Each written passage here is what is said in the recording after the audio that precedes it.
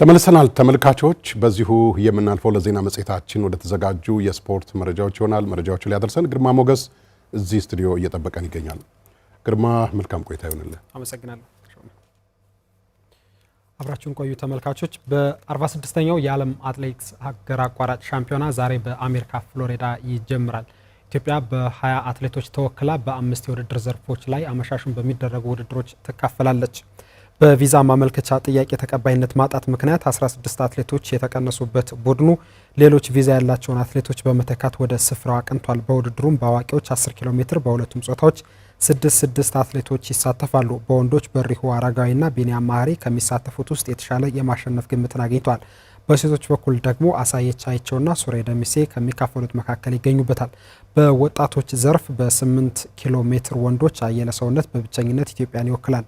በወጣት ሴቶች 6 ኪሎ ሜትር ማርታ ለማየው፣ ወሰን ያሰፋና የኔነሽ መክት የሚሳተፉ አትሌቶች ናቸው። በድብልቅ ቅብብል ዘርፍ ደግሞ ሂሮት መሸሻ፣ ገላሃም በሲ፣ ወገኔ አዲሱና ሚልኬሳ ፍቃዱ ለማሸነፍ ሀገራቸውን ይወክላሉ። የኢትዮጵያ አትሌቲክስ ፌዴሬሽን አመራሮችና የቡድን መሪዎች ጋዜጣዊ መግለጫ ከውድድሩ በፊት ሰጥተዋል። የሀገር አቋራጭ ውድድር የምን ጊዜም ባለ ታሪኩ ቀነኒሳ በቀለም በቦታው በመገኘት አትሌቶችን አበረታቷል።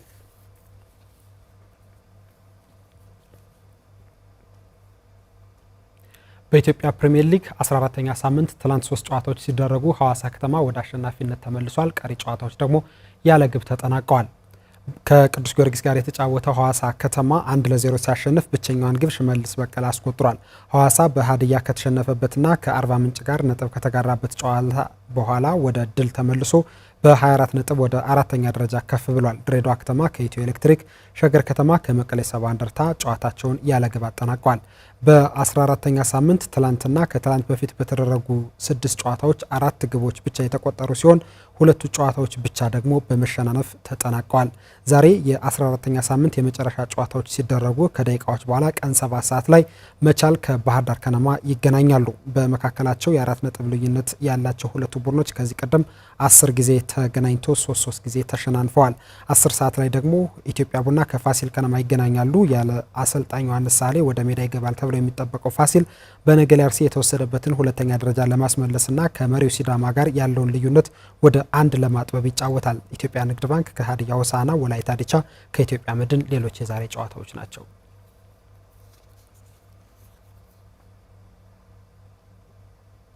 በባህር ዳር ዓለም አቀፍ ስታዲየም ግቢ ውስጥ እየተገነባ የሚገኘው የመዋኛ ገንዳ ጥራቱን ጠብቆ እየተሰራ እንደሚገኝ ተገልጿል። በመጀመሪያው ዙር የነበሩ የጥራት ችግሮችን በማስተካከል ከክረምት በፊት ለማጠናቀቅም እየተሰራ ነው። ታሪኩ አይኔዋ የግንባታ ሂደቱን ተመልክቷል። በዚህ ስታዲየም ውስጥ 23 ስፖርቶችን በአንድ ጊዜ ማካሄድ የሚቻልበት ሁኔታ አለ። ዘመናዊና ደረጃቸውን የጠበቁ ውድድሮችን ለማከናወን በባህር ዳር ዓለም አቀፍ ስታዲየም በርካታ የስፖርት ማዘውተሪያዎች ተገንብተዋል። ከነዚህ መካከል በ2006 መላ ኢትዮጵያ ጨዋታዎች ውድድር የተከናወነበት የኦሎምፒክ ደረጃን ያሟላ የመዋኛ ገንዳ ይገኝበታል። ታዲያ ይህ የመዋኛ ገንዳ ከ2006 ውድድር በኋላ ዳግም ውድድሮች አልተከናወኑበትም። ይህ በምን ምክንያት ሊፈጠር ቻለ ስንል የባህር ዳር ዓለም አቀፍ ስታዲየም የግንባታ አስተባባሪ የሆኑትን አቶ ርዚቅ ኢሳን ጠይቀናል። ፑሉ ምንም አይነት ውሃ አልነበረውም። ከዛ በኋላ ክረምት ገባ። እዛ ከፍተኛ ዝናብ አለ።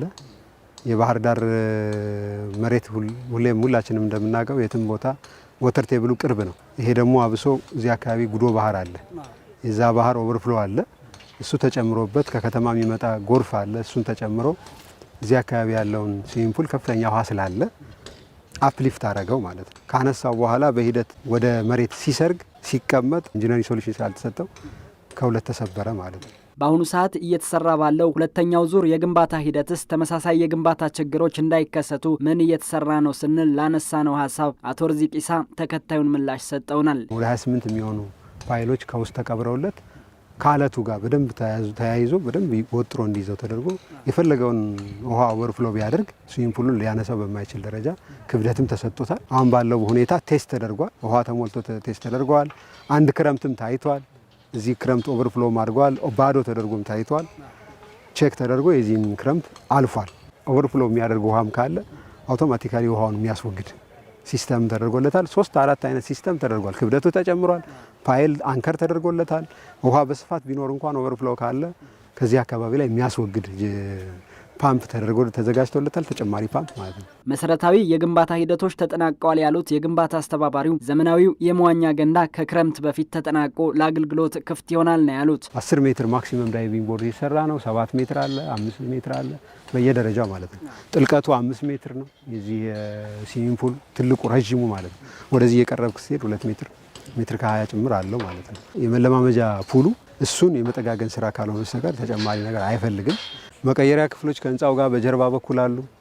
ሙሉ ናቸው። ኦፊሶች አሉ፣ የልብስ መቀየሪያዎች አሉ፣ አውትዶር ይሻወር አሉ። በዚህኛውም በዛኛውም በኩል የሻወር አክሰስም አለ፣ ኦፊስም አለ፣ ሪሴፕሽንም አለ፣ የልብስ መቀየሪያዎችም አሉ ማለት ነው። ሁሉም አይነት እስከ ማጠናቀቂያ ድረስ የሚሆን ሁሉም አይነት ማቴሪያል እዛ እጃችን ላይ አለ። ዲፕሎይ ተደርጓል። የሚጠብቀው የነበረ ይሄኛውን ክረምት ማለፍ ነው የነበረው። እሱ አልፏል። አሁን ለተወሰነ ጊዜ ያዘገየንበት ምክንያት አሁን ቺዝሊንግ ላይ ነው ያለው። የፋይናንስ ችግር ነው የነበረው። እሱን እየተሻገርነው ነው። በቅርቡ የሚጠናቀቅ ይሆናል ማለት ነው ክረምት ሳይመጣ። ግንባታው ከተጠናቀቀ በኋላ ውድድር ብቻ የሚከናወንበት ሳይሆን ለህዝብ ክፍት ተደርጎ ገቢ እንዲያመነጭ ይደረጋል ተብሏል። ጎን ለጎን አሁን እያጠርነው ነው የስዊሚንግ ፑሉ። ይሄ ዋናው ምክንያት ምንድነው? ውድድር ብቻ አይደለም ማካሄድ ያለበት፣ እኛ አውትሶርስ እናደርገዋለን እንደ ጅሙ ማለት ነው። ኤኒባዲ ዘወትር ሰው መጥቶ መዋኘት አለበት። ለሀገራችን እግር ኳስ እድገት የአሰልጣኞች አቅም ይበልጥ መጎልበት አስፈላጊ በመሆኑ ኢትዮጵያውያን አሰልጣኞች ሙያቸውን ለማሳደግ ይበልጥ መስራት እንዳለባቸው የእግር ኳስ ባለሙያዎች ከአሚኮ ጋር በነበራቸው ቆይታ ተናግረዋል። የኢትዮጵያ እግር ኳስ ፌዴሬሽን በበኩሉ ለዘርፉ ትኩረት ሰጥቶ እየሰራ መሆኑን አሳውቋል። ኪዳነ ማርያም ብርሃኔ ተጨማሪ አለው።